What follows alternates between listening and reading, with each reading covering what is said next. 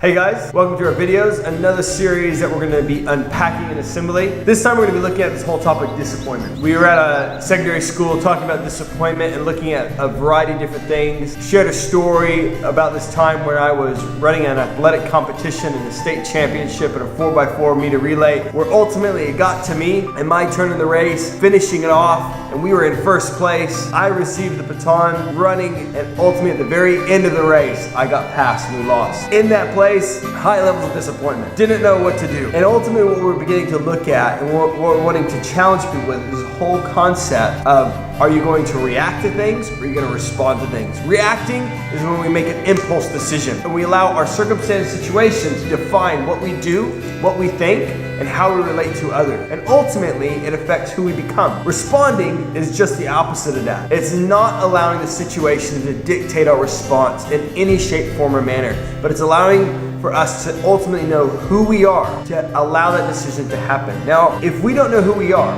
then we are gonna make a decision based on times trying difficult things. Yeah, like there's a story in the Bible about a king called Asa, and he's the king over all Israel. Israel at this point has decided, well, do you know what, we kind of don't really want God, we sort of want to worship him, but we also want to go and worship all these other idols, like rocks and sticks, that they're like, well, these represent gods. Like, God is not okay with this at all.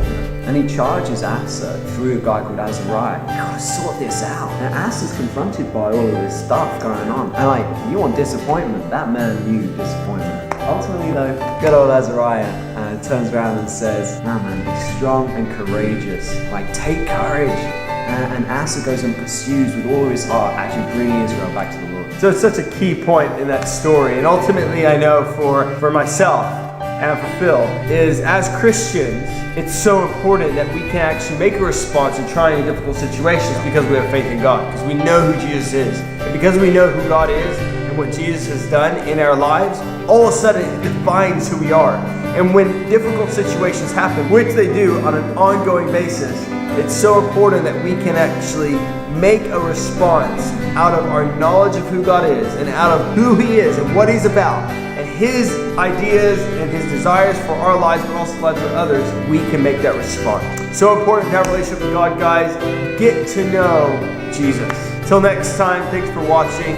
Talk to you soon.